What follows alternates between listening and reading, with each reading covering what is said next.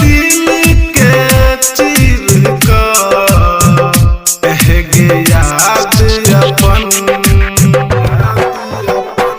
हमरा जिया नहीं दैहगे याद तोहर। अखन अहाँ सब सुन रहल छी सुमन सुरतिया के आवाज में। हमरा आप सुन रहे हैं डीजे गोलू बाबू को।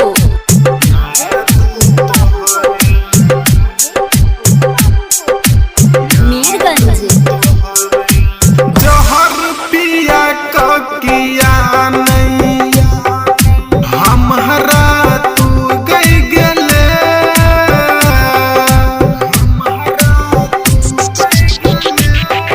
हाँ जहर पिया का किया नहीं हमरा तू गई गेले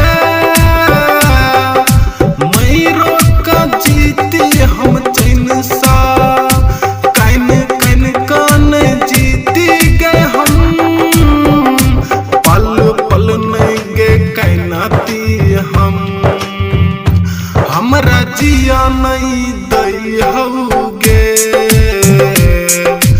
याद तोहर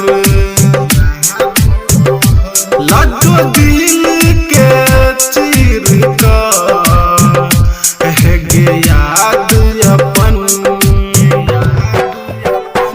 हमरा जिया नहीं दैहगे याद तोहर।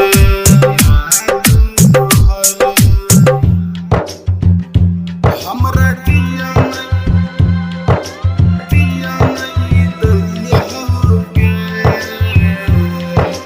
याद तोहर। म्यूजिक बाय गोलू बाबू।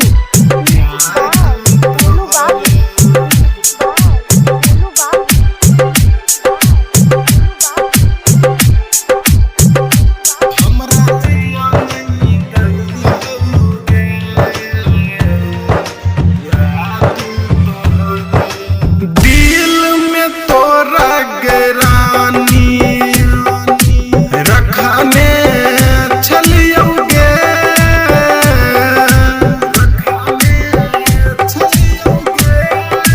हाँ दिल में तोरा गरानी रखने छलियोगे कैन कैन का कहै छौ सुमन हाँ यापन कहानी गे आपन कहानी गे जा